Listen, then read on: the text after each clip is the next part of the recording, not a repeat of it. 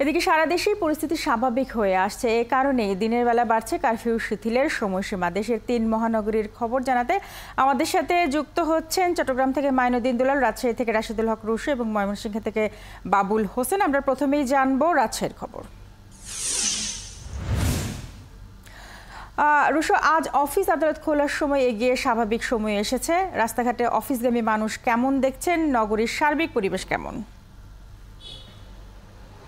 স্বপ্না, নগরীর যে সার্বিক পরিস্থিতি সেটি কিন্তু বেশ স্বাভাবিক হয়ে উঠেছে এখন।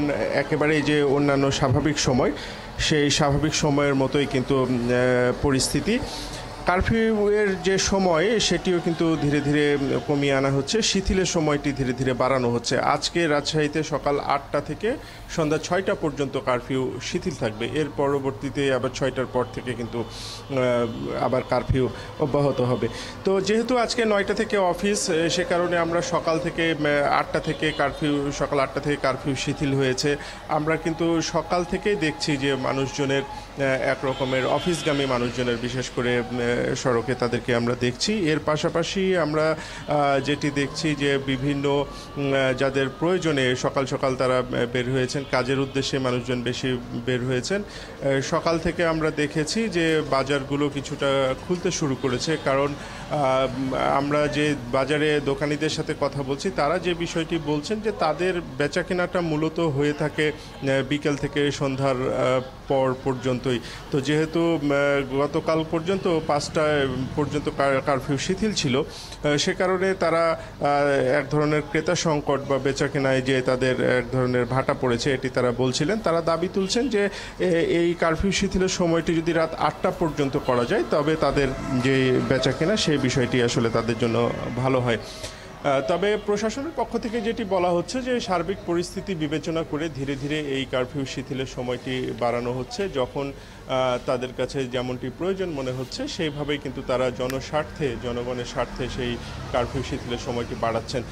আবার যেহেতু অফিসের সময়সীমাটি কেন্দ্রীয়ভাবে ঢাকা থেকে দেয়া হচ্ছে, সে কারণে সেটির সাথেও কিন্তু সমন্বয় করে কারফিউ শিথিলের সময়টি কমানো বা বাড়ানো করা হচ্ছে, এমনটি স্থানীয় প্রশাসন সেটি বলছে। আপনি জানেন যে ব্যাংকগুলো 10টা থেকে খোলা থাকবে, সেই কারণে যেহেতু 9টা বেজে গেছে, 9টায় যারা অফিস ধরেছেন তাদের তো একরকম তারা ছিলই। এখন আমরা দেখছি মূলত যারা ব্যাংক বিমায় চাকরি করেন সেই ধরনের মানুষজন তারা অফিসে যাওয়ার প্রস্তুতি বা রাস্তায় তাদের দেখা যাচ্ছে। পাশাপাশি সড়কের অবস্থা যদি একটু বলি, যে ট্রেন চলাচল বন্ধ হওয়ার কারণে কিন্তু সমস্ত চাপ পড়েছে বাসের উপরে।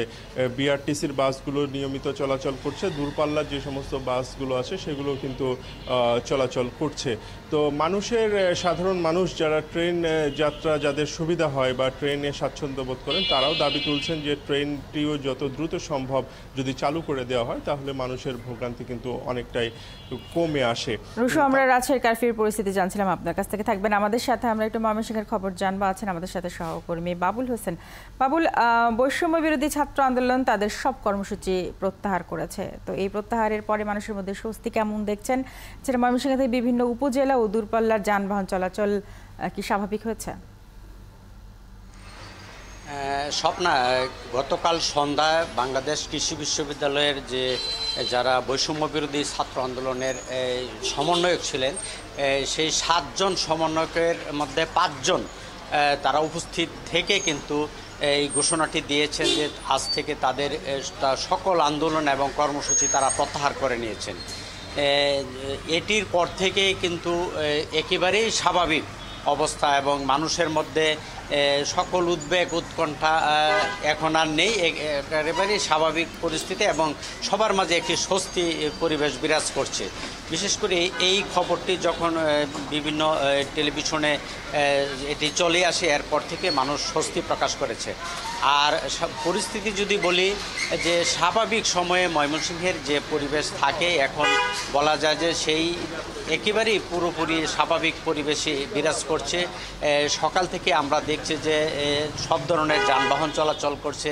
আন্তঃজেলা এবং কেন্দ্রীয় বাস টার্মিনাল থেকে দূরপাল্লা সব ধরনের যানবাহন ছেড়ে যাচ্ছে।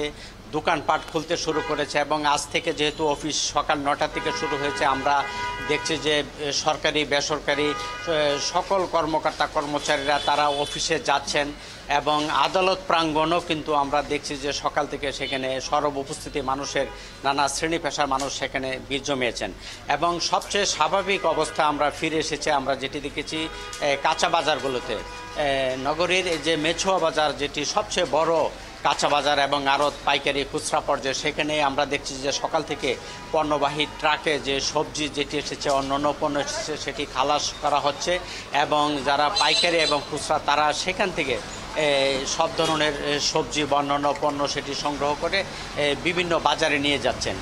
আমি রয়েছি নগরীর প্রেস ক্লাবের সামনে, যেটি একটি বাণিজ্যিক এলাকা, গাঙ্গিনাফা ট্রাফিক মোড়। সেখানেও সকাল থেকে ব্যবসায়ীরা যেমন দোকানপাট খুলতে শুরু করেছেন এবং সিএনজি, অটোরিকশা সহ অন্যান্য যানবাহন, বিশেষ করে বলতে পারি যে ব্যক্তিগত যে গাড়ি সেটিও আজ ব্যাপক অর্থাৎ পর্যাপ্ত পরিমাণে গাড়ি রাস্তায় রয়েছে এবং আমরা বিভিন্ন পণ্যবাহী ট্রাকও কিন্তু এই বাণিজ্যিক এলাকা দিয়ে আমরা যাতায়াত করতে দেখেছি। একই অবস্থা বলতে পারি চরপাড়া মোড়, পাটগোদাম, ব্রিজ মোড় এবং যেটি এই টাউন হলের যে মোড়, সেখানেও কিন্তু আমরা সকাল থেকে দেখছি যে মানুষের একটি স্বাভাবিক যে পরিবেশে যেমনটি বিচরণ থাকে, যাতায়াত থাকে, আজও কিন্তু আমরা সেই পরিবেশই দেখছি।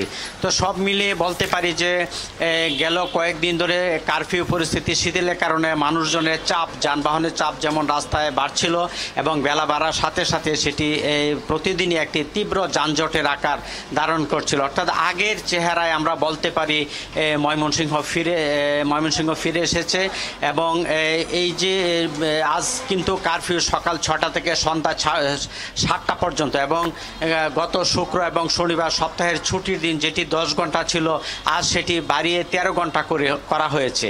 এই যে কারফিউ পরিস্থিতিও দিন দিন যে শিথিল করা হচ্ছে, এর প্রভাবেও কিন্তু মানুষের মধ্যে একটি পুরোপুরি স্বাভাবিক যে অবস্থা, সেটি পরিবেশ আমরা সেটি দেখছি এবং একই সঙ্গে তারা স্বস্তির কথাও কিন্তু বলছেন। এবং আপনি বাবুল, ময়মনসিংহ কারফিউ পরিস্থিতি জানছিলাম আমরা আপনার কাছ থেকে, থাকবেন আমাদের সাথে। আমরা একটু চট্টগ্রামের খবর জানবো। আছেন আমাদের সাথে আমাদের সহকর্মী মাইনুদ্দিন দুলাল। কত ঘন্টার জন্য নগরীতে কারফিউ শিথিল করা হয়েছে আজ? এছাড়া নগরীর সার্বিক পরিবেশ কেমন দেখছেন? অভ্যন্তরীণ ও দূরপাল্লার যানবাহন কেমন চলছে? স্বপ্না, আজ সকাল 6টা থেকে রাত 9টা পর্যন্ত কারফিউ শিথিল করা হয়েছে। গতকাল ছিল রাত 8টা পর্যন্ত, আজকে আরো 1 ঘন্টা বাড়ানো হয়েছে। 15 ঘন্টা কারফিউ শিথিল থাকবে। আমরা যেটি দেখতে পাচ্ছি সড়কে সকাল থেকেই প্রচুর পরিমাণে যানবাহন চলছে। অফিস আদালত খুলেছে, আজকে খুলবে এবং লোকজন অফিস আদালতে যেতে শুরু করেছে এবং লোকজনের মধ্যে আপনি যেটি বলছিলেন কিছুক্ষণ আগে যে কোটা বিরোধী আন্দোলন যারা করছেন ছাত্ররা, তারা সমস্ত আন্দোলন কর্মসূচি প্রত্যাহার করে নিয়েছে।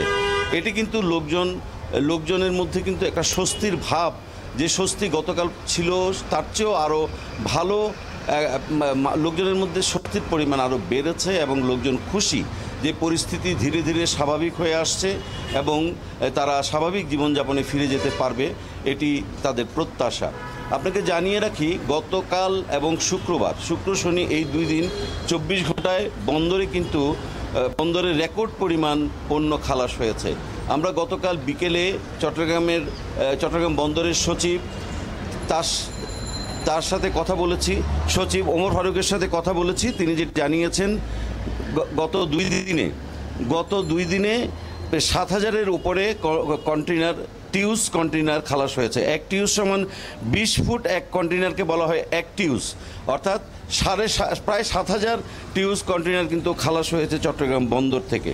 এবং এটি তিনি বলছেন যে অন্যান্য স্বাভাবিক সময়ে যে খালাসের পরিমাণ যেটি থাকে 3,000, 2,500, 3,500, শুক্র শনিবারে কিছুটা কম থাকে এবং সেই তুলনায় কিন্তু অনেক বেশি পণ্য খালাস হয়েছে চট্টগ্রাম বন্দর থেকে।